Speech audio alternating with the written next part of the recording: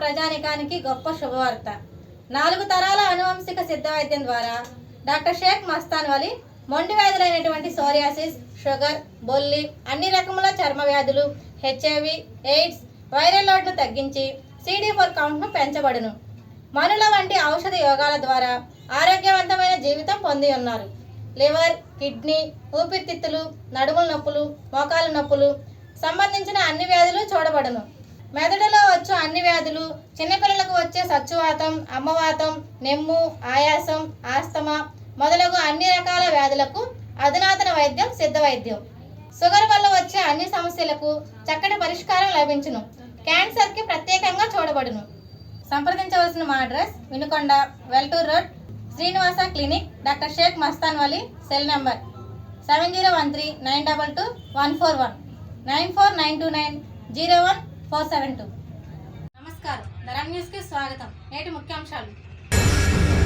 TDP senior నాయకులు కుకొండ కూటమి అభ్యర్థి జీవి ఆంజనేయులు పోతూ కూడా ప్రజలను పీడించుకు తింటున్న సీఎం జగన్ రెడ్డి అని అన్నారు.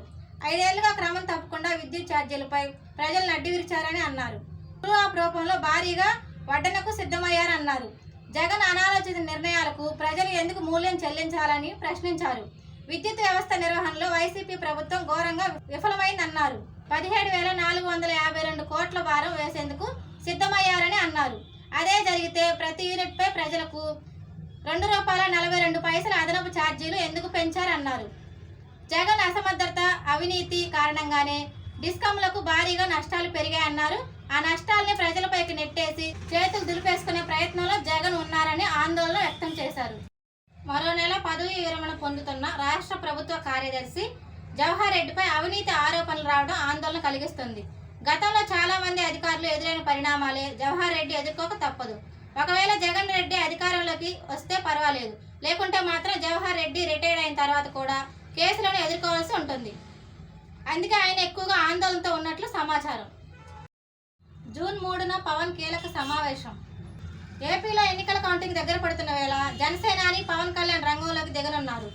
జూన్ 3న మంగళగిరిలో జనసేన పార్టీ ప్రధాన కార్యాలయానికి పవన్ వెళ్లనున్నారు.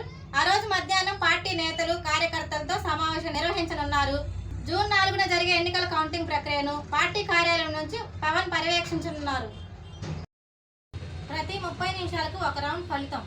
సార్వత్రిక ఎన్నికల ఓట్ల లెక్కింపు జూన్ 4న ఉదయం 8 గంటలకు ప్రారంభమవుతుంది. తొలుత సైనిక దళాల్లో పనిచేసే సర్వీస్ ఓటర్లకు సంబంధించి వచ్చిన ఓట్లు, తర్వాత పోస్టల్ బ్యాలెట్ పత్రాల్లో ఓట్లు లెక్కిస్తారు. 8:30కు ఈవీఎంలలో నమోదైన ఓట్లు లెక్కింపు మొదలు పెడతారు. సగటున ప్రతి అరగంటకు ఒక రౌండ్ ఓట్ల లెక్కింపు పూర్తవుతుంది. ఉదయం 10-11 గంటలకు ఫలితాలపై కొత్త స్పష్టత వస్తుంది. బహుప్రముఖ ప్రజ్ఞాశాలి నటుడు, నిర్మాత, దర్శకుడు శ్రీ దాసరి నారాయణ గారి వర్ధంతి సందర్భంగా ఆయనకి నివాళులు అర్పించిన గుంటూరు పార్లమెంట్ అంగన్వాడీ డ్వాక్రా సాధికారిక సంస్థ పార్లమెంటు ప్రధాన కార్యదర్శి నవమిల. జూన్ 9వ తేదీన తెలుగుదేశం అధినేత నారా చంద్రబాబు నాయుడు ముఖ్యమంత్రిగా ప్రమాణ స్వీకారం చేయనున్నారని గుంటూరు పార్లమెంట్ అంగన్వాడీ డ్వాక్రా సాధికారిక సంస్థ పార్లమెంటు ప్రధాన కార్యదర్శి నవమిల అన్నారు. వినుకొండ పట్టణంలో అగ్రిగోల్డ్ సంస్థ ఫార్చునర్ విష్ణు అనే పేరు మీద వెంచర్ వేసి ఫ్లాట్లను అమ్మగా చాలా మంది ఈ సంస్థను నమ్మి ఫ్లాట్లు కొనుక్కోవడం జరిగింది.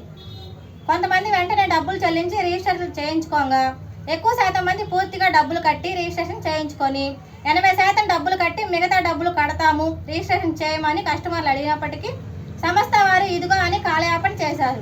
పూర్తిగా డబ్బులు కట్టిన వారికి, కట్టాల్సిన వారికి మిగతా డబ్బులు కట్టించుకొని వెంటనే వారి ఫ్లాట్లను వారికి రిజిస్ట్రేషన్ చేసి అప్పగించవలసిందిగా భారత కమ్యూనిస్టు పార్టీ వినుకొండ పట్టణ కార్యదర్శి ఉలవపూడి రాము ప్రభుత్వాన్ని డిమాండ్ చేశారు. ఈ కార్యక్రమంలో పెన్నబైన వెంకటేశ్వర్లు, కొప్పెల మల్లికార్జునరావు తదితరులు పాల్గొన్నారు. అయ్యా, అగ్రిగోల్డ్ వినుకొండలో వెంచర్ వేసినప్పుడు మేము కూడా ఏదైతే అగ్రిగోల్డ్ సంస్థ దగ్గర డబ్బులు ఇచ్చి స్థలాలు కొనుగోలు చేయడం అయితే జరిగింది.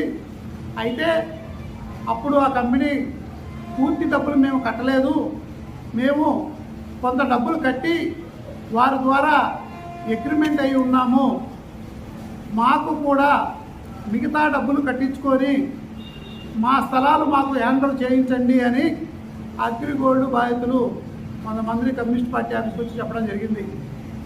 మేము ప్రభుత్వానికి ఒకటే విజ్ఞప్తి చేస్తున్నాము.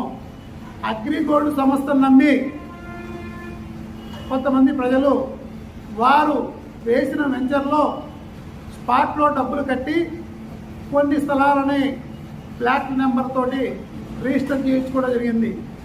అదే సమయంలో కొంతమంది డబ్బులు కొంత పైకం చెల్లించి రిజిస్ట్రేషన్లు చేయించుకుందాంలే అని టైము కోసం వేచి చూస్తున్న సమయంలో అగ్రిగోల్డ్ సంస్థ కొన్ని ఇబ్బందుల ద్వారా ఆ సంస్థను నిలిపివేయడం జరిగింది. ఇప్పుడు అగ్రిగోల్డ్ వెంచర్లో స్థలాలు కొనుగోళ్లు అమ్మకాలు జరుగుతున్నాయి అని కొంతమంది చెప్తున్నారు. మేము ఒకటే చెబుతున్నాము, ఎవరైతే బాధితులు ఉన్నారో మీకు కట్టిన డబ్బులు పోను, మిగతా డబ్బుల్ని బ్యాంక్ ఇంట్రెస్ట్తో కలిపి కట్టించుకొని మిగతా వారికి కూడా వారి స్థలాల్ని వాళ్ళకి రిజిస్టర్ చేయవలసిందిగా ఏపీ ప్రభుత్వాన్ని సంబంధిత అధికారులకి భారత కమ్యూనిస్ట్ పార్టీ సిపిఐకి విజ్ఞప్తి చేస్తున్నాం. అదేవిధంగా వినుకొండ నియోజకవర్గంలో ఈ బ్రాంచ్ పరిధిలో ఎవరైనా వినుకొండలో స్థలాలు కొని ఉంటే ఈ అగ్రిమెంట్లు చూసుకొని భారత కమ్యూనిస్ట్ పార్టీ సిపిఐ ఆఫీసు వినుకొండకి రావాల్సిందిగా మీ అందరినీ కూడా విజ్ఞప్తి చేస్తున్నాము.